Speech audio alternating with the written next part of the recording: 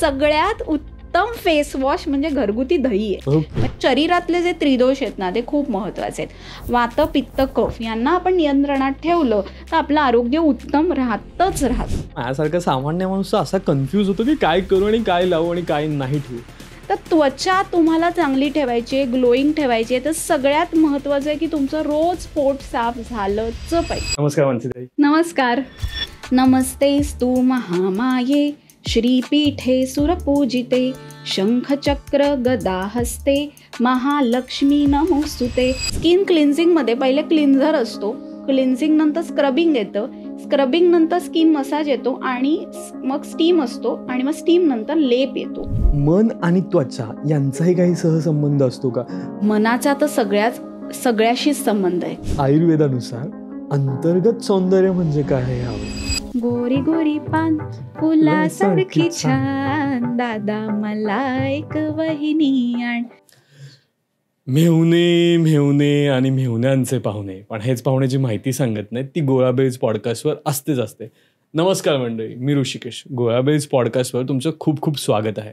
खरं तर थंडीचे दिवस चालू झालेत आणि प्रत्येकाला असतं की यार कुठलं बॉडी लोशन लावू, कुठलं मॉइश्चरायझर लावू आणि काय करू, स्किनची कुठली काळजी घेऊ की ती खराब होणार नाही आहे, ती काळी पडणार नाही आहे किंवा काय काय. आणि स्किन केअरमध्ये बऱ्याचशा गोष्टी पण आपण करत असतो. म्हणजे उन्हाळा किंवा हिवाळा किंवा पावसाळा कुठलाही ऋतू असू द्यात, स्किन केअरमध्ये आपण बऱ्याचशा गोष्टी करत असतो. फक्त हिवाळ्यातच करतो असंही नाही आहे. तर मग याच सगळ्या स्किन केअरच्या काय गोष्टी केल्या पाहिजेत, त्या कशा असल्या पाहिजेत, त्याच्यामध्ये कुठली काळजी घेतली पाहिजे, कुठले प्रॉडक्ट्स वापरले पाहिजेत आणि आयुर्वेदिक पद्धतीने त्याच्या काही उपाययोजना आहेत का जेणेकरून आपण ती स्किन खूप जास्त वेळ ताजी तवानी टवटवीत ठेवू शकतो. हे सगळं आज आपण जाणून घेणार डॉक्टर मानसी धामनकर यांच्याकडून. नमस्कार मानसीताई. नमस्कार. मानसीताईची थोडक्यात ओळख म्हणजे मानसीताई तन्वीच्या संचालिका म्हणूनही काम करत आहेत. त्याचबरोबर घंटागिरीला डॉक्टर मानसीज हर्बल क्लिनिक इथे त्या असतात आणि तिथून त्या आयुर्वेदिक पद्धतीने बऱ्याचशा लोकांपर्यंत पोहोचण्याचं काम करतात किंवा आयुर्वेदिक माहिती बऱ्याचशा लोकांपर्यंत पोहोचवतात जेणेकरून सोप्या साध्या पद्धतीने आयुर्वेद प्रत्येकापर्यंत पोहोचलं पाहिजे, प्रत्येकाच्या घरात ते पोहोचलं पाहिजे. पुन्हा एकदा तुझं गोळाबेल्समध्ये मानसीताई खूप खूप स्वागत आहे. बरोबर ऋषिकेश, आजचा विषय असा तू वेगळा निवडलायस आणि मला असं सांगावंसं वाटतं की आपण स्किन केअर जेव्हा म्हणतो तेव्हा आपल्याला असं वाटतं की फक्त आपल्या चेहऱ्याची स्किन. नक्कीच. पण आयुर्वेदामध्ये आपण त्वचा म्हटली की पूर्ण शरीरावरची त्वचा असा आपण अर्थ घेत असतो. ओके. आज आपण बघतोय की तुझं जे पॉडकास्ट चॅनल आहे त्यातनं तू वेगवेगळे विषय मांडतोस.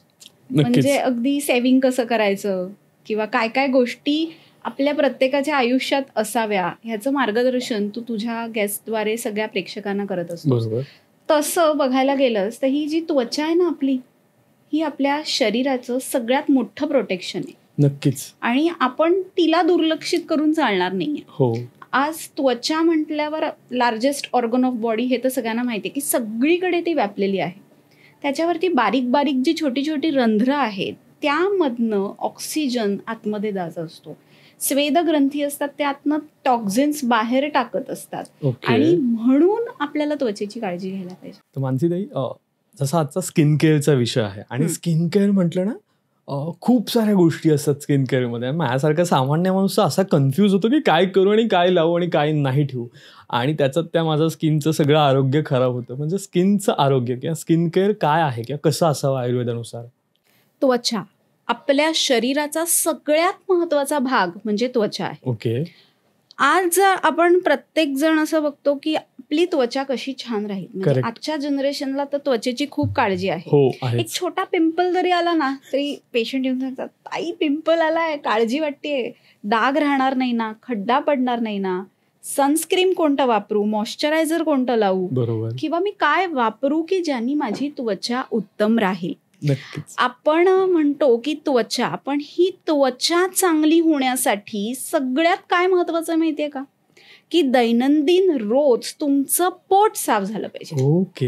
म्हणजे आपण एक्सटर्नली सगळ्या गोष्टी करतोय की त्वचा छान राहण्यासाठी. त्वचा हा आपल्या शरीरातला लार्जेस्ट ऑर्गन आहे. नक्कीच. सगळीकडची त्वचा महत्वाची आहे. आपण अगदी डोक्यापासून पायापर्यंतची आज त्वचा कन्सिडर करतोय की त्याच्यामधले प्रॉब्लेम्स आज आपण बघणार आहोत की काय काय होऊ शकतं. तर त्वचा तुम्हाला चांगली ठेवायची आहे, ग्लोईंग ठेवायची आहे, तर सगळ्यात महत्वाचं आहे की तुमचं रोज पोट साफ झालंच पाहिजे. ओके. कारण त्वचा ही तुमच्या आरोग्याचा आरसा आहे. इतकं गट हेल्थ इम्पॉर्टंट आहे. खूप इम्पॉर्टंट आहे. बघ, आता तुला पिंपल्स यायला लागले, हो. तर याचा अर्थ आहे की तुझं पोट खराब आहे. ओके. म्हणजे तुझं पोट नीट साफ होत नाहीये, कॉन्स्टिपेशन आहे, किंवा तुझ्या चेहऱ्यावरती मेलॅस्मा यायला लागलाय, याचा अर्थ आहे की तुला स्ट्रेस आहे, हार्मोनल इम्बॅलन्स आहे. ओके. कधी कधी चेहऱ्यावरती असे ना काळे पॅचेस येऊन जातात. हो. पेशंट येऊन विचारतात की असं का झालं असेल, तर तुला माहितीये का, आपल्या आहारामध्ये आपण जर विरुद्ध अन्न घेत असू तर आपल्याला त्वचा विकार होतात. जसं ओके. चहामध्ये बुडवून पोळी खाणं हे हा. सगळ्यात चुकीचं आहे. तर चहामध्ये आपण बुडवून पोळी खात असू तर त्याचा त्रास लगेच होत नाही, पण 5 ते 6 वर्षांनी हातावर, पायावर असे काळे चट्टे आलेले दिसतात. शीतपित्ताचा त्रास होतो आणि मग पेशंट नंतर विचार करतात की मी आहारात असं काय घेतलंय की ज्याने मला त्रास होतोय. तर चहा पोळी खाऊ नका. 100 पैकी 40 लोकांना हा त्रास होऊ शकतो, 60 लोकांना होत नाही. ते म्हणतील मॅडम आम्ही एवढे वर्ष खातोय काही होत नाही. Correct. पण ज्यांना खाऊन त्रास झालाय ते सांगू शकतात की हा त्रास होतो. आता हा त्रास का होतो, तर जेव्हा आपण पोळी म्हणजे गव्हापासून बनवलेली पोळी आणि दूध असं एकत्र चावून खातो, तेव्हा त्याच्यातनं जी लाळ बनते ती कफदुष्टीकर असते. ओके. आणि शरीरातला कफ बिघडला की त्वचा विकारांची सुरुवात होते. ओके. आता सिम्पल टेक्निक बघ. हा. डिस्कलरेशन ऑफ स्किन आहे, हा. पित्त बिघडले. ओके. त्वचेला खाज येते, इचिंग आहे, हा. कफ बिघडले. ओके. जर हे सगळीकडे स्प्रेड होत आहे तर वात आहे. एका ठिकाणी आहे तर वात कमी आहे, मग ते फक्त पित्त आहे. सो आपण पण बघू शकतो की काही जणांना पूर्ण अंगाला प्रचंड खाज येत असते. हो. बरोबर आहे. ही खाज येऊन ते इतके इरिटेट होतात की अंगाला खूप चट्टे येत आहेत. मग ह्यावेळी त्यांच्या त्वचेतले त्रिदोष वाढलेले असतात. ओके. बेसन, चीज, पनीर, ब्रेड अति प्रमाणात आहारामध्ये कडधान्य घेतल्यामुळे त्यांना हा शीतपित्ताचा त्रास होतो. ओके. अनेक वर्ष अँटासिड घेत असतात हे पित्त कमी करायला. करेक्ट. पण जर या ऍसिडिटीचा आपण जो मूळ आहे तेच नाश केलं नाही तर ऍसिडिटी होणार ना. मग तुम्ही कितीही सप्रेस करा, जर तुम्ही तुमचं पचनच सुधारलं नाहीत तर तुम्हाला त्रास होणार. आयुर्वेद असं म्हणतं की वारा खूप प्रमाणात अंगावर येणं, म्हणजे थंड वारा अंगावर येणं, आहारामध्ये विरुद्ध अन्न सेवन करणं, थंड पाण्याने सतत आंघोळ करणं, यामुळे आपल्याला त्वचा विकार होऊ शकतात. सो हे त्वचा विकार टाळायचे असतील तर तुमचं डेली रुटीन तुम्ही सुधारायला हवं. नक्कीच ते आपण जाणून घेणारच आहोत पुढे चर्चेमध्ये ताई. पण त्यासोबतच ना मन आणि त्वचा यांचाही काही सहसंबंध असतो का?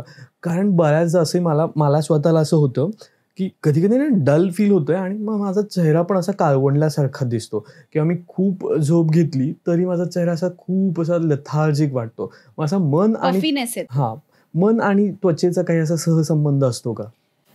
बघ, मनाचा तर सगळ्याशीच संबंध आहे. कारण आपल्या मनातनं जी ऊर्जा निर्माण होते ना, त्यातनं आपल्या ब्रेन मधले जे न्यूरॉन्स असतात ना ते ऍक्टिव्हेट होत असतात. आपलं मन आहे ना, मना घडवी संस्कार. म्हणजे मन दिसतं का आपल्याला? मन दिसत नाही. पण जे ॲफर्मेशन्स तू तुझ्या मनाला देत असतोस त्यांनी तुझ्यात फरक पडतो. जर तू म्हटलंस की हो मी छान दिसते, म्हणजे रोज सकाळी उठल्यावर तुम्ही आरशात बघा आणि स्माइल करा, ब्रेन न्यूरॉन सिस्टीम ऍक्टिव्हेट होते आणि सिरोटोनिन हार्मोन स्त्रवतं आणि आपोआप आपण छान दिसायला लागतो. कारण सिरोटोनिन हे मूड स्टॅबिलायझर हार्मोन आहे. बघ, मन छान असलं ना की चेहऱ्यामध्ये ग्लो आपोआप दिसतो. डलनेस कधी येतो? आता आपण आजारी आहोत, बरं नाहीये, पाळी येणार आहे, किंवा डेली खूप रुटीन टायर्ड झालंय आणि मग आपल्या चेहऱ्याचा ग्लो कमी होतो. सूर्य असतो सकाळी कसा एकदम तेजपुंज असतो ना, संध्याकाळी सूर्यास्ताला तो पण म्लान होतोच.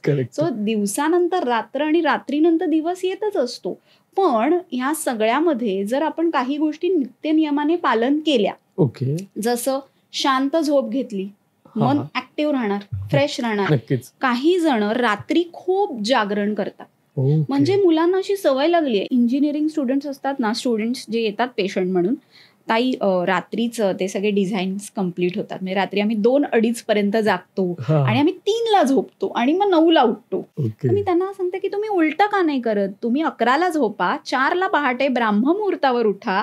म्हणजे बघा, वातप्रकोप पण होणार आणि जे वाचाल ते लक्षात राहील. ब्राह्ममुहूर्त असा मुहूर्त आहे ना की ज्या वेळी आपण उठलो तर दिवसाची सुरुवात तर उत्तम होतेच, पण जे वाचू ते त्यावेळी लक्षात राहतं. नक्कीच. पण तो ट्रेंडच गेला, तर कोणी पहाटे लवकर उठतच नाहीये. म्हणजे जर अभ्यास करायचा असेल तर ती सगळ्यात उत्तम वेळ आहे, ती म्हणजे ब्राह्ममुहूर्ताची वेळ. आता बघ, आपण असं म्हणतो की मन जे असतं, आता आपल्या शरीरामध्ये जेव्हा हार्मोनल इम्बॅलन्स असतो, खूप स्ट्रेस आहे कामाचा, चेहऱ्यावरती बारीक अशा रेषा यायला सुरुवात होते, चेहरा काळवंटो, टॅन होतो. आणि मग अशा वेळेला आपण काय म्हणतो, चला कोजिक ऍसिडचं एखादं आणून लावूया मॉइश्चरायझर, किंवा सिरम कुठलं वापरूया, बोटॉक्स थेरपी करूया का. पण हे सगळं करण्यापेक्षा ज्या नॅचरल आयुर्वेदिक काही गोष्टी आहेत त्या आपण करायला पाहिजे. बघ, मन ओज, म्हणजे जे सगळ्यात महत्वाचं ओज आहे, की त्यामुळे तुमच्या आत्म्यामधली एनर्जी वाढत असते. शरीरामध्ये रस, रक्त, मांस, मेद, अस्थि, मज्जा आणि शुक्र असे सप्त धातू आहेत. आणि या सप्त धातूंमधनं जे एक्स्ट्रॅक्ट निघतं ते म्हणजे ओज. आणि या ओजामुळे आपला चेहरा ग्लोईंग असतो. तुमचं ओज कमी झालं की तुम्हाला त्रास होतो. त्यामुळे तुमचं ओज हे सगळ्यात महत्वाचं आहे. आपल्या शरीरामधली हीट असते ना, ती आपल्याला बॅलन्स ठेवायची आहे. मग पूर्वी ना अशा काही थेरपीज सांगितल्या की हळद किती महत्व आहे. आज आपण हळद दूध का घेतो? रक्त शुद्धी होते, चेहऱ्यावरचे पिंपल्स कमी होतात, डाग कमी होतात, पोट नीट साफ व्हायला मदत होते, इम्युनिटी वाढते. पण ही हळद जी आहे ही तुमच्या त्वचेचं सौंदर्य पण वाढवते. हळद दूध तुम्ही प्यायल्यावर अगदी फुल मग भरून घ्यायची गरज नाही. अगदी थोडंसं घेतलं हळद दूध, अर्धा कप पण चालेल, पाव कप पण चालेल.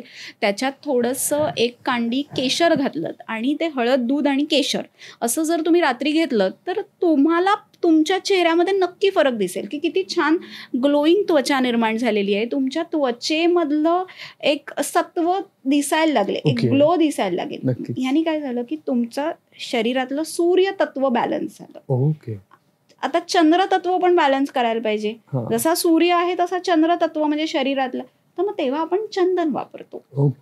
सो कधी आपल्याला जर चेहऱ्यावरती पिंपल्स खूप असतील आणि आपल्याला असं वाटत असेल की खूप प्रकारे आपल्याला तिथे आग होतीये, तर त्यावेळेला आपण दुधाबरोबर चंदन मिक्स करून तिथे लावू शकतो की आपलं चंद्र तत्व बॅलन्स झालं. आणि सूर्य आणि चंद्र ही दोन्ही तत्व बॅलन्स झाली की आपण न्यूट्रल झालो. जसं आपण ऍसिडिटी झाल्यावर म्हणतो की अल्कलाईन आणि ऍसिड हे बॅलन्स झालं की न्यूट्रल झालं, म्हणजे ऍसिडिटी होत नाही. ऍसिडिटी होत नाही जर आपलं नीट पोट साफ असेल तर, आपण स्ट्रेस नाही घेतला तर, आणि ऍसिडिटी नाही झाली की त्वचेला ग्लो येणारच आहे. नक्कीच.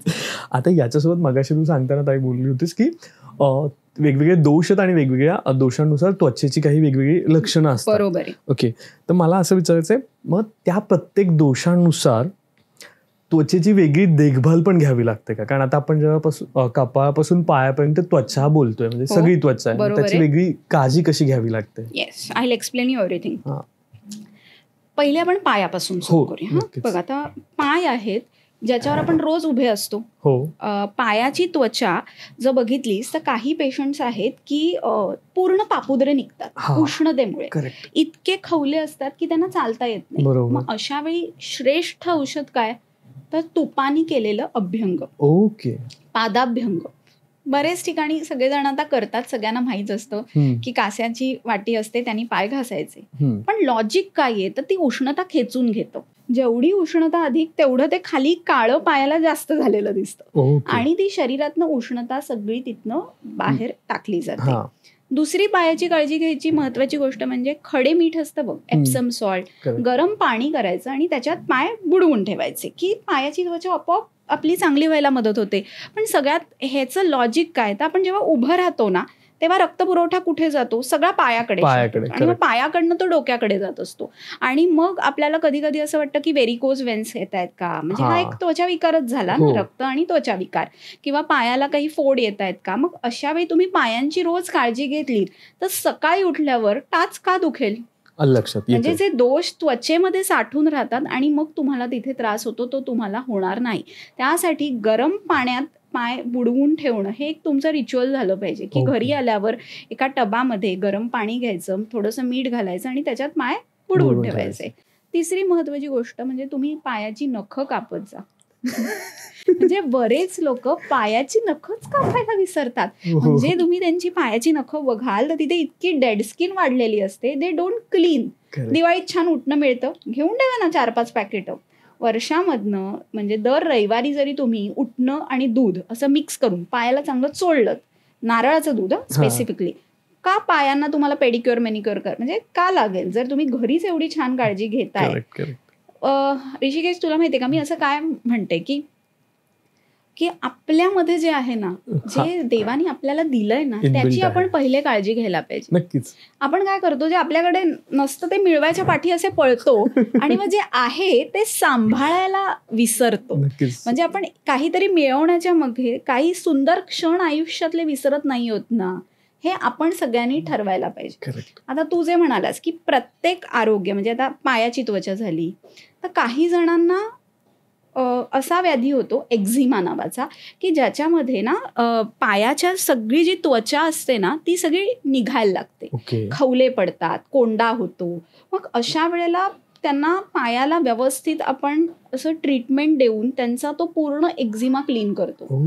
आयुर्वेदामध्ये गुलाब, चंदन, राळ असे वेगवेगळे औषधं सांगितलेली आहेत की जे वापरल्यामुळे तुमची ही त्वचा जी आहे, ज्या त्वचेवरच्या जखमा आहेत त्या भरून यायला मदत होत असते. आता त्याच्यानंतरचा पुढचा पार्ट म्हणजे जसं तू म्हणालास की मनाचं आणि त्वचेचा संबंध. तर जेव्हा आपल्याला हे कुठलेही शारीरिक व्याधी होतात ना, तेव्हा मी पेशंट्सना एक मंत्रचिकित्सा पण सांगते. नमस्तेस्तु महामाये श्रीपीठे सुरपूजिते शंखचक्र गदा हस्ते महालक्ष्मी नमोस्तुते. हे महालक्ष्मी अष्टक आहे.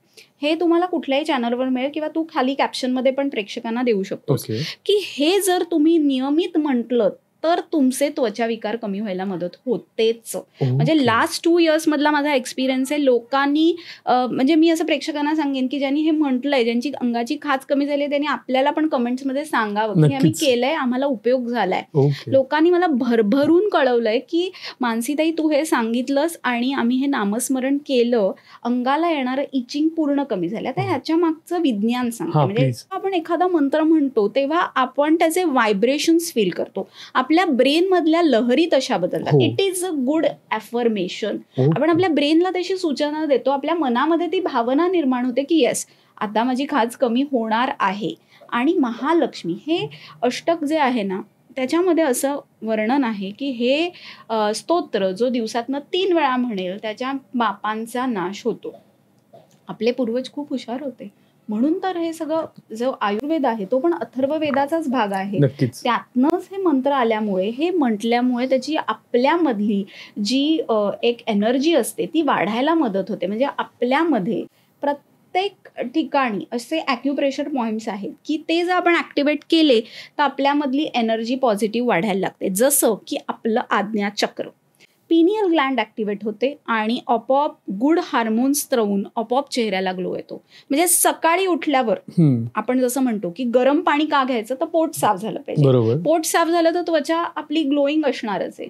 दुपारी किंवा संध्याकाळी एका परातीमध्ये पाणी घ्या आणि त्या परातीमध्ये तुम्ही तुमचा चेहरा बघा महिन्यातनं एकदा, की ते व्हायब्रेशन्स तुम्हाला, तुमचा चेहरा त्याच्यात तुम्हाला दिसला पाहिजे. ही एक प्रकारची थेरपी आहे. ते व्हायब्रेशन्स जे असतात ते त्या पाण्यामध्ये आपल्याला आपलं प्रतिबिंब बघितलं ना की गुड अफर्मेशन्स द्यायची असतात की yes, my skin is glowing, माझा चेहरा सुंदर आहे, मी मनातनं सुंदर आहे. आपोआप तुम्हाला फरक दिसतो. म्हणजे ही वॉटर थेरपी म्हणतात. आणि मग तेच पाणी असं चेहऱ्याला मारायचं, म्हणजे वेगस नर्व ऍक्टिव्ह होते. म्हणजे ते थेंब असतात, ते तुषार असतात. मग पूर्वी कोणत्याही साधू महाराजांना वारा घालताना ते असं असं असं असायचं, पंखा असायचा आणि केसांचा असं एक असायचं असं. तर ते का त्यांनी अगदी बारीक असं छान शीतल वारा लागतो की त्यांनी एकदम पॉझिटिव्ह ॲटिट्यूड पण त्यांनी निर्माण होत असतो. आपल्या शरीरातले जे त्रिदोष आहेत ना ते खूप महत्वाचे आहेत. वात, पित्त, कफ यांना आपण नियंत्रणात ठेवलं तर आपलं आरोग्य उत्तम राहतच राहतं. आज त्वचेचे व्याधी तू बघायला गेलास तर त्वचेमध्ये बऱ्याच जणांना मेद साठून मेदाच्या गाठी पण होतात. याला पण लायपोमा म्हणतो. आता लायपोमासाठी सगळ्यात महत्वाचा घरगुती उपाय एरंडेल तेल.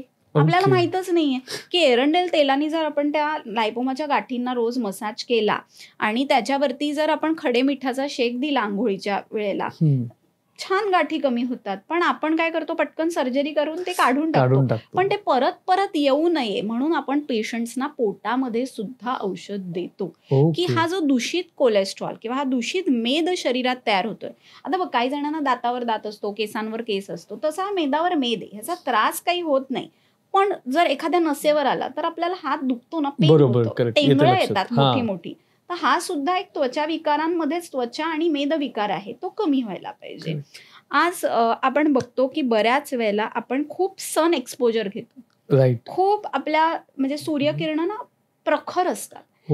तो असं बघ, पेपर जरी भिंगाच्या खाली पकडला तरी तो जळेल. तर मग आपली त्वचा किती नाजूक आहे. हो, आणि त्याच्यामुळे सनस्क्रीनचं मार्केटही वाढत चाललंय. पण माझ्यासारख्या माणसाला परत कन्फ्युजन होतं, यार एवढे प्रॉडक्ट्स आहेत तर वापरू कुठलं किंवा लावू काय. हे बघ, जे चांगला ब्रँड आहे तर तुम्ही वापरू शकता. पण कोणतंही सनस्क्रीन लावणं का गरजेचं आहे की म्हणजे कोणताही मॉइश्चरायझर तुम्ही का लावा की तुम्ही डायरेक्ट सनमध्ये बाहेर जाऊ नका. You are applying just protection layer. की हा प्रोटेक्शन लेअर लावल्यामुळे काय होतं, तुमच्या डायरेक्ट त्वचेमध्ये जात नाही. आज आपण आपल्या क्लिनिक बेस्डमध्ये कुमकुमादी शतधौत घृत बनवलेलं आहे, सनस्क्रीन सारखं उत्तम काम करतं. म्हणजे ते वापरल्यावर लोकांनी येऊन येऊन सांगितलं की माझं पिगमेंटेशन कमी झालं, आता मला कुठलंही सनस्क्रीन लावायला लागत नाही, माझ्या चेहऱ्याचा पोत उजळला, मला माझ्या चेहऱ्यामध्ये ग्लोईंग स्किन हवी होती ती मिळाली. आता हे जे तूप असतं, तू बघशील तर तुपाला आपण इतकं श्रेष्ठ महत्व दिलेलं आहे. हातावर तूप घेतलंस आणि असं चोळलंस तर बघ लगेच वितळतं. सो हे तूप आहे ते 2 थेंब तू नाकात टाकलंस म्हणजे पातळ करून, तरी सुद्धा म्हणजे असं फिरवायचं, पूर्ण टाकायचं नाही, तर तुझी नाकात जी कोरडी पडलेली त्वचा असते ती कमी होते. करेक्ट. किंवा आपण बघतो की बेंबीमध्ये हे तूप टाकलं तरी पण खूप छान फायदे होतात. आता बेंबीमध्ये navel oiling is very important. बदामाचं तेल तुम्ही बेंबीत टाका, चेहऱ्यावर ग्लो येईल. चेहऱ्यासाठी कोणत्याही त्वचा विकारांमध्ये तुम्ही बेंबीमध्ये खोबऱ्याचं तेल घाला. आता हे खोबऱ्याचं तेल इतकं गुणकारी लोकांना माहीतच नाहीये. घरात असतं पण आपल्याला खोबऱ्याचंच महत्व माहीत नाहीये की खोबऱ्याचं तेलाला इतकं म्हणजे सोरायसिस असू दे, एक्झिमा असू दे, तुम्ही रोज तिथे खोबरेल तेल लावा, तुमचे पॅचेस नक्की कमी होणार. लावण्याची पद्धत, आता सोरायसिसचा पॅच आहे समजा, काय करायचं तर पहिले एका वाटीत गरम पाणी घ्यायचं, गरम पाण्यामध्ये कापूस बुडवायचा आणि ते पॅचेसवर असं टॅप करून ना ते क्लीन करून घ्यायचं. यांनी काय झालं, थोडंसं स्नेहन आणि स्वेदन झालं. खोबरेल तेल थोडं लावायचं आणि गरम पाण्याचा शेक द्यायचा. आणि त्याच्यानंतर आपल्याला जर गेरू मिळाला कुठे तर थोडासा जो तिथे गेरू आणि दही मिक्स करून लावल्यावर ही सोरायसिसची खाच कमी होते. पण गेरू अगदी कमी आहे, चिमूटभर, दही जास्त. सगळ्यात उत्तम फेस वॉश म्हणजे घरगुती दही आहे. म्हणजे तुम्ही दह्याने जरी चेहरा धुतलात तरी तुमची त्वचा ग्लोईंग होणार आहे. पण आपल्याला माहितच नाहीये की दही का वापरायचं. आता दही बघशील तर दही नुसतं जरी आपण लावलं, त्याच्यात थोडा मध घातला तर तो स्क्रब झाला. बरोबर. स्किन क्लिन्झिंग मध्ये पहिले क्लिन्झर असतो, क्लिन्झिंग नंतर स्क्रबिंग येतं, स्क्रबिंग नंतर स्किन मसाज येतो आणि मग स्टीम असतो आणि मग स्टीम नंतर लेप येतो. म्हणजे जी ओपन झालेली पोर्स असतात ती क्लोज करण्यासाठी आपण लेप चिकित्सा करतो.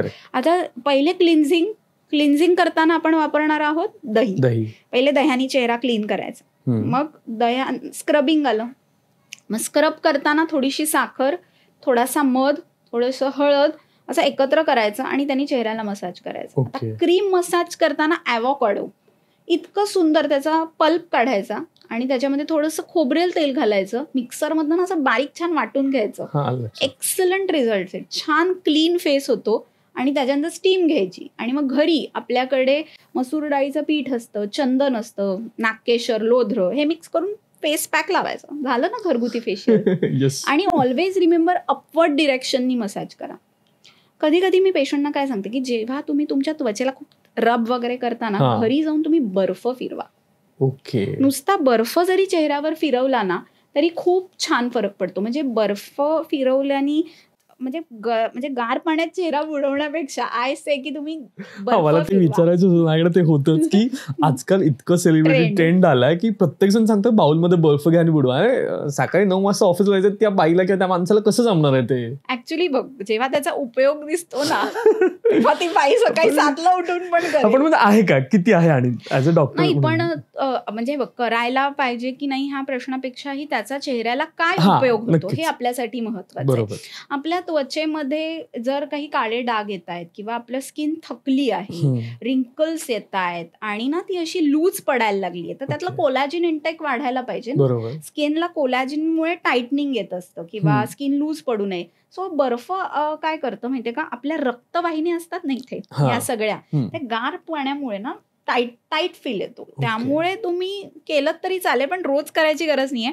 पण सोपी टीप आहे की बर्फ फिरवा, पटकन काम होतं आणि तो इफेक्ट पण येतो. मी सगळ्यात पहिले पेशंटना सांगते की सकाळी उठलात ना की तुम्ही एका वाटीमध्ये थोडंसं निरसं दूध घ्या, त्याच्यामध्ये थोडंसं जायफळ घाला आणि स्क्रब सारखं चेहऱ्याला फिरवा.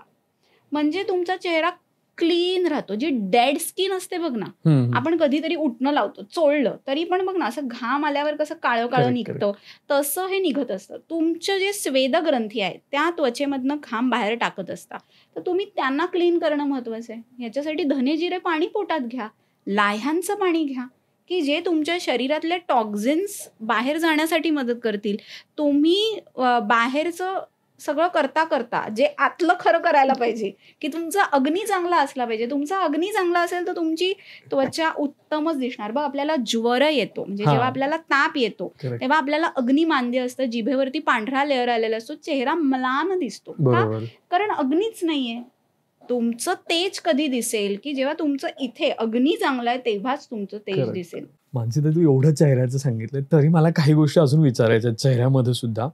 मला बऱ्याचदा स्वतःला असं जाणवतं की माझे लिप्स खूप असे ड्राय होतात किंवा इथे ना असं या साईडला खूप असं पांढरट जमा होतं किंवा असं लिप्स चोळले ना तसं काळं येतं. आणि बऱ्याचदा माझे फ्रेंड्स पण मला विचारतात, अरे मग तुम्ही काय सिगरेट घेताय का म्हणून तुमचे ओठ काळे आहेत का? आणि ॲज अ मुलगा म्हणून लिप बाम नाही लावावं असं वाटतं किंवा तेवढं चांगलं नाही लावलं जातं, बरेच मुलंही नाही लावत, असं होतं. मग अशा वेळेस मुलांनी ओठांची काळजी कशी घेतली पाहिजे? आणि ना कधी कधी आजकाल झोपेतून असं चिपड येल्यासारखं होतं किंवा डोळ्यांच्या इथे पण थोडंसं पांढरट जमा होतं. मग या सगळ्याला पण काही गोष्टी करू शकतो का आपण? ऋषिकेश, हे सगळं कफामुळे होतं. आज मी तुला असं म्हटलं की बऱ्याच जणांना ओठांच्या बाजूला काळवंडलेपणा येतो. असे पॅचेस येतात की असे इथे ओठांच्या बाजूला काळं काळं दिसायला लागतं, ओठ काळवंटात. तर सगळ्यात छान उपाय म्हणजे आपल्या घरी जे तूप असतं ते आपण ओठांना लावू शकतो. पण त्याच्यामध्ये जर तुम्ही थोडंसं मीठ घातलं आणि त्यांनी जर तुम्ही ते रब केलं तर हा ओठांचा काळवंडलेपणा कमी होतो. ते मीठ खायचं नाही, म्हणजे धुवून टाकायचं लगेच, पण त्यांनी तो काळवंडलेपणा कमी होतो. पण हा काळवंडलेपणा खरा काय येतो माहितीये का? ड्रायनेस. तो ड्रायनेस गेला पाहिजे. किंवा शरीरामधलं रक्त कमी असलं तर, जर तुमचं रक्त शुद्ध नसेल तर तुमचे ओठांच्या कडा काळवंडलेल्याच असणार. रक्तशुद्धी झाली पाहिजे. रक्तशुद्धी झाली की आपोआप तुम्हाला ओठ गुलाबी दिसायला सुरुवात होतात.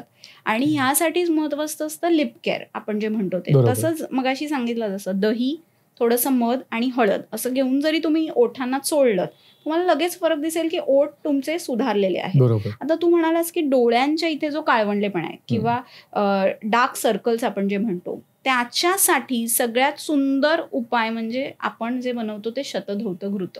की डोळ्यांचे डार्क सर्कल्स काय येतात तर आपण डोळ्यांना किती त्रास देतो आजकाल, जास्तच जरा, राईट. आपण सगळ्या गोष्टी म्हणजे वेळ असेल तेव्हा पण आपण असं डोळे मिटून शांत कधी बसत नाही. म्हणजे प्लस सतत स्क्रीनिंग किंवा आपण जो ताण घेतो त्यामुळे आपल्याला डार्क सर्कल्स यायचे चान्सेस असतात किंवा रक्त कमी असल्यामुळे, स्ट्रेसमुळे. मग अशा वेळी हे जे शतधौत घृत आहे यांनी जर तुम्ही डोळ्याच्या भोवती इन्फिनिटीची जी साईन असते बघ त्या आकारामध्ये मसाज केला रोज रात्री 5 मिनिटं, एक्सलंट रिझल्ट. तुम्हाला डार्क सर्कल्स कमी झालेले दिसतील. आता हे तू नाव घेतेस ना, ते मला प्रोनाऊन्स करायला पण अवघड जाते. मग ते कसं बनवतात? कारण हे केमिकल मध्ये मला कुठेच मिळणार नाही, हे मला नाव असं वाटतंय, कारण मी आता ऐकलंही नाहीये. हे बघ, हे तूप जे असतं ना 100 वेळा धुतलेलं तूप असतं. म्हणजे आपण जे तूप घेतो आता शुद्ध गीर गाईचं तूप घेतो आणि विशिष्ट मंत्र लावून आपण ह्याचं मंथन करतो. म्हणजे आपण ते 100 वेळा 100 रोटेशन. आता एकदा पाणी घातलं की परत 1, 2 असं 100 वेळा रोटेशन्स असं 100 वेळा, म्हणजे 10,000 रोटेशन्स होतात. आणि तांब्याचं पात्र घ्यायचं, कारण तांबं काय करतं बघ, आपण हातात तांब्याची अंगठी का घालतो की उष्णता शोषून घेतं. सो आपल्याला ते शरीरातली उष्णता काढून घ्यायची आहे, त्यासाठी आपण ते पात्र वापरतो. आणि त्यासोबत आपण वेगवेगळे मंत्र वापरतो. तर मी मोस्टली महालक्ष्मी अष्टकच लावते, कारण त्वचा विकार आहेत. सो त्यासाठी हिलिंग करताना आपल्याला या शतधौतघृताचा खूप सुंदर उपयोग होतो. 100 वेळा धुतलेलं मंत्रोच्चारित तूप असतं आणि ते तुपासारखं लागतच नाही, कारण जेव्हा मंथन करतो आपण लोणी कसं घुसळतो त्याच्यातनं कसं शुद्ध, म्हणजे नाकातनं ते लोणी बाहेर क्रीम सारखं, तसं हे क्रीम सारखं शुद्ध आपल्याला मिळतं. आणि खरंच प्रिझर्वेटिव्ह लागत नाहीत. किती सायन्स ग्रेट आहे आपलं. आणि तसाच एक पाठ म्हणजे कुमकुमादी तेल. सो जेव्हा मी बनवलं तेव्हा मी हे दोन्ही एकत्र केलं, कारण कधी कधी कुमकुमादी तेल नुसतं लावलं ना तर काही जणांना म्हणजे त्याचे काही वेळेला ताप आल्यासारखं वाटतं. म्हणजे ते दोष शुद्ध करतं ना, कारण ते मेलॅझ्मा, पिगमेंटेशन, वांग याच्यावर काम करतं. आपल्याला आपण पोळी करतो बघ, तेव्हा कसे त्या पोळीवर काळे डाग येतात जर त्याचा गॅस वाढवला आपला पटकन, तर पोळी कशी करपते. तसं शरीरातलं पित्त वाढलं, स्ट्रेस असेल, हार्मोनल इम्बॅलन्स असेल, तर त्यावेळेला आपल्याला हे पिगमेंटेशन येऊ शकतं. मग तेव्हा हे कुमकुमादी तेल आणि शतधौतघृत एकत्र केलं, एकत्र पाट बनवला आणि त्याच्यापासून बनवलं हे कुमकुमादी शतधौतघृत. आणि त्याच्यात कुठलंही प्रिझर्वेटिव्ह केमिकल नाहीये, नथिंग. Handmade, handcrafted. मी स्वतः करते, त्यामुळे मला लगेच इफेक्ट पेशंटकडनं कळवलं पण जातं की छान उपयोग होतो. आणि तू जसं म्हणालास ना की हे सगळं का होतं, तर मॉइश्चरायझर सारखं ते काम करतं ना. सनस्क्रीन पण लावायला लागत नाही, त्वचा आपली रुक्ष होत नाही आतपर्यंत. म्हणजे त्वचेचे जे 7 लेअर आहेत आयुर्वेदानुसार, वेगवेगळे शोधिनी, अवभासिनी असे सगळे लेअर आहेत, तिथपर्यंत ते आत जात असतं. आणि एपिडर्मिस, डर्मिस पर्यंत तर ऑब्व्हियसली जातं. पण आपण म्हणतो माठ आणला घरी की म्हणतो की आई काय म्हणते, पहिले ते पाणी आत झिरपू दे, एक दिवस तसंच ठेव, पाणी नको पिऊस. राईट. तर तसं ते रोज 15 दिवस करायचं, म्हणजे तो फरक दिसतो. काही जणांना ना डोळ्याच्या बाजूला सुरकुत्या येतात, त्या सुद्धा त्यांनी कमी होतात. स्ट्रेच मार्क्स बऱ्याच जणांना असतात, किंवा आपण म्हणतो रिंकल्सची सुरुवात असते, ते पण कमी व्हायला मदत होते. तू म्हणालास की डोळ्याच्या इथे कोंडा असतो बघ, तर त्याला ब्लेफरायटिस म्हणतात. आयुर्वेदानुसार हा व्याधी का होतो की केसांमधला जो कोंडा जर अतिरिक्त वाढला तो डोळ्यांवर येऊन राहतो. आणि तुला माहितीये बरेच मुलं आहेत की जे हल्ली ट्रेंडमुळे केस इतके वाढवतात की त्यांना मुलींसारखा कोंडा व्हायला लागला. सो सगळ्यात छान उपाय सांगू, कोंडा घालवायचा असेल तर दही फेटायचं, त्याच्यामध्ये थोडंसं पाणी घालून ते दही फेटलंस की त्याच्यात ना अळशीची पूड घाल. आणि ती अळशीची पूड घालायची आणि ते फेटून ते केसांना लावून ठेवायचं, कोंडा छान कमी होतो. किंवा आपल्याला जास्वंद मिळाली लाल, आणि त्याचा जरी आपण त्याच्या पानांचा, जास्वंदाच्या आणि जास्वंदाचा असा लेप जर मिक्सरमध्ये वाटून जरी लावला, केस गळणं, केसातला कोंडा, हे सगळं छान कमी व्हायला मदत होत.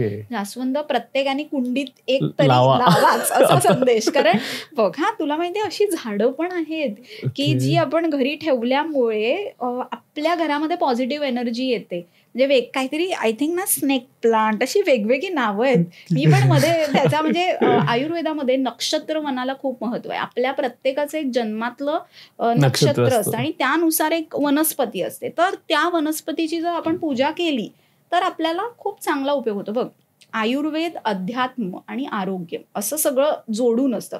आयुष्य एकदाच मिळतं ना, ते छान उपभोगायचं. आणि त्यासाठी मी काय म्हणते की जो पास तेरे वही तेरा, बाकी सब मोह का फेरा. म्हणजे जे तुमच्याकडे आहे ना ते तुम्ही जपा.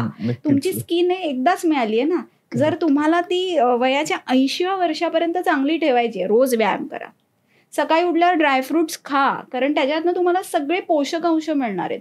विटॅमिन ई कशातनं मिळेल, तर कोरफडीचं जेल लावा ना कुंडीत. कोरफड दर रविवारी ते गर काढा, ताजा ताजा लावा, चेहरा धुवून टाका. रोज हळदीचं दूध नाही घ्यायला जमलं तर दर बुधवारी आपण एक वार लावू शकतो ना, की रविवारी कोरफड, शुक्रवारी हळद दूध. त्याच्यानंतर सगळ्यात महत्वाचं सांगायचं राहिलं ऋषिकेश, म्हणजे कोठा साफ होणं. म्हणजे पहिला पॉईंट मी जो सांगितला की तुम्हाला त्वचा विकार टाळायचे, तुम्हाला अंगाला खाज येऊ नये असं वाटतं, की तुम्हाला एक्झिमा, सोरायसिस हा त्रास असेल, तर तुम्ही महिन्यातनं एकदा तरी दर रविवारी 15 ml एरंडेल तेल सकाळी उपाशी पोटी गरम पाण्याबरोबर घ्या. गरम पाण्यात गरम नॉर्मल पाण्यात नको, नाही, शुद्धी व्हायला पाहिजे ना, ते बुळबुळीत असतं रे. थंड पाण्यातनं घेतलंस तर तुझ्या घशाला चिकटत जाईल आणि मग त्यातनं थ्रोट इन्फेक्शन व्हायला नको. त्यामुळे गरम पाण्याबरोबरच घ्यायचं की कोठा साफ व्हायला मदत होते, पचनशक्ती सुधारते. सुंठपूड हे सगळे जे पदार्थ आहेत ना, हे आपला अग्निदीपन करतात. ओके. पूर्वी आपण कोणताही पदार्थ जेव्हा बनवतो त्याला आपण वर्ण कधी कधी फोडणी देतो बघ, दही भात. आता दही हे इतकं महत्वाचं आहे, म्हणजे ते आतनं पण घेतलं पाहिजे की म्हणजे नॅचरली काही चांगले बॅक्टेरिया त्यातनं आपल्याला मिळतात. गट हेल्थ चांगली राहिली की ब्रेन हेल्थ पण चांगली राहते आणि मन छान राहतं. तर मग अशा वेळी तुम्हाला जर दही भात खायचं असेल तर द्या ना तूप जिऱ्याची फोडणी, की हा दही भात पण छान काम करतो. जर तुम्हाला सतत ऍसिडिटी होतीये, त्यामुळे तुम्हाला चेहरा काळवंटोय, घ्या अल्कलाईन वॉटर, काकडीचे काप पाण्यात टाका, ते पाणी तुम्ही दिवसभर घ्या की त्यामुळे तुमची ऍसिडिटी कमी होते, चेहरा ग्लोईंग होतो. सगळ्यात बघ, झाडाला पाणी घातलं नाही तर झाड ग्लोईंग राहील का? नाही ना, असं मुरझाया हुआ झाड.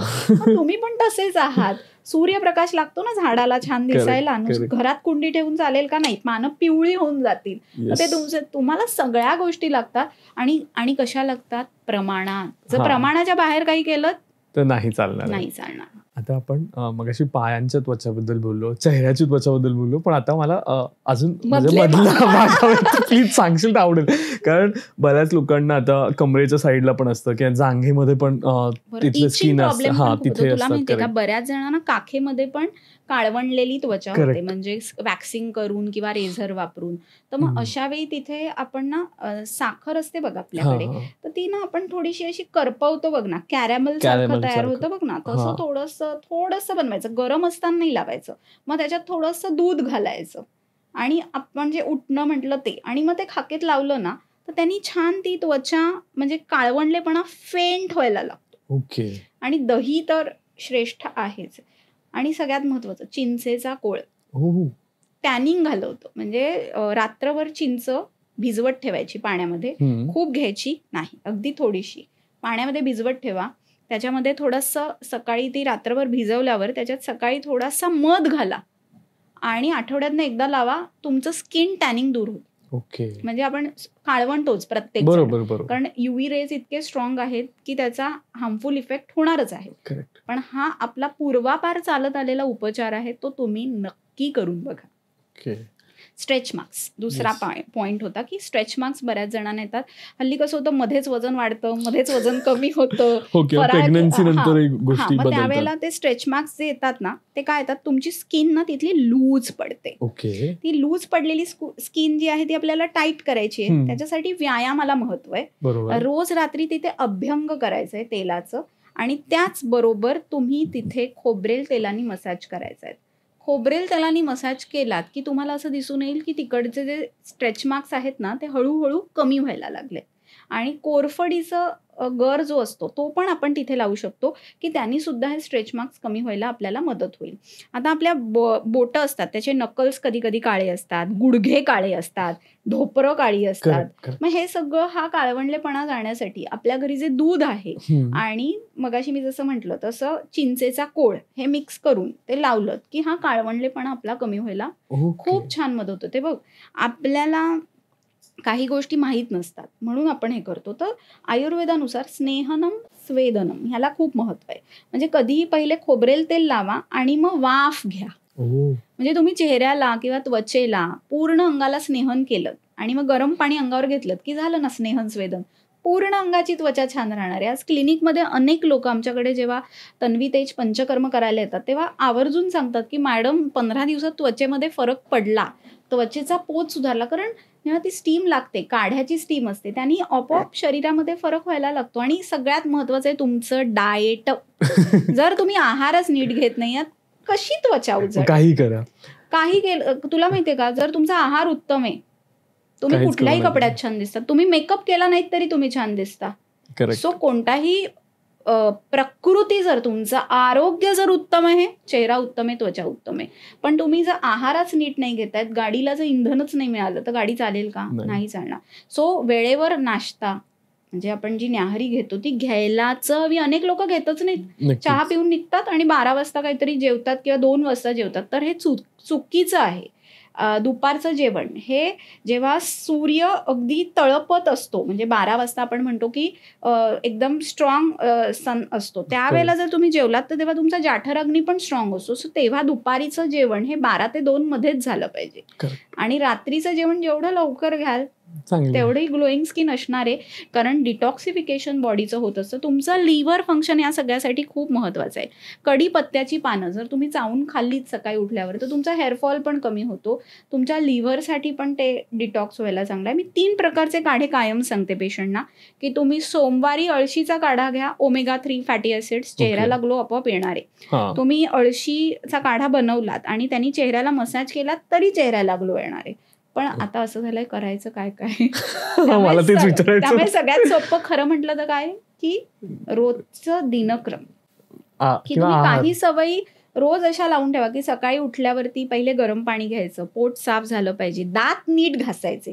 लोक दात सुद्धा नीट घासत नाहीत, चूळ पण नीट भरत नाहीत, तर कशी त्वचा छान राहणार आहे? चूळ भरणं स्किन टाईटनिंगचा एक पार्ट आहे. माहीतच नाहीये लोकांना की आपण स्किन टाईट करण्यासाठी वेगवेगळे एक्सरसाइज करतो, पण तुम्ही 4 वेळा नीट चूळ भरा, स्किन टाईट होणार आहे. दुसरे करायची गरज. एक्झॅक्टली. सोपं जे आपण करतो तेच नीट केलं तर काही गरजच नाही ना.